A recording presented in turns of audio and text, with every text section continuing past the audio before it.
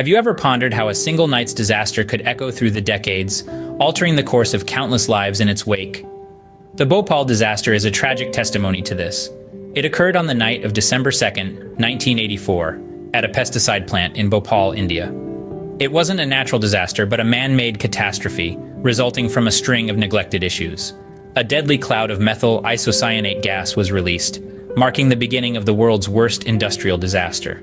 As the toxic gas spread, it exposed over 500,000 people in the surrounding towns.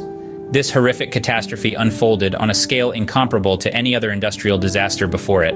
The official records, despite their chilling numbers, could not fully capture the vast devastation. Death toll, marked officially at 2,259, was a stark reminder of the human cost. Yet, it was still a conservative estimate, not truly reflecting the far-reaching fatalities. Compensation was extended to the surviving family members of the victims and those who were injured, adding up to more than 500,000. Compensation was paid to the families of 3,787 victims who were killed in the gas release, and to 574,366 injured victims.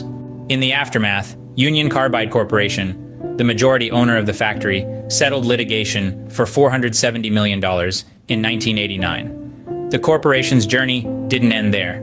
In 1994, it divested its stake in the Indian company. This was followed by Dow Chemical Company acquiring Union Carbide Corporation in 2001. All this while, the repercussions of the disaster continued to affect people's lives. Despite the change in ownership, the shadow of the Bhopal disaster loomed large over the companies involved. Fast forward to today, the effects of the Bhopal gas explosion linger alarmingly. Studies indicate increased risks for males prenatally exposed to the gas. The risk of disabilities affecting employability and the likelihood of cancer have shot up significantly. The disaster's aftermath even influenced gender birth rates, with females more likely to be born in proximity to Bhopal. The ripple effect stretched to children born a year post-disaster, illustrating an elevated cancer rate. The disaster continues to reverberate, with children born after the disaster showing higher rates of cancer. The Bhopal disaster has taught us a harsh lesson about the long-term consequences of industrial catastrophes. This appalling incident emphasizes the crucial role safety regulations play in industries. It underscores the inescapable accountability companies owe to the societies they function within.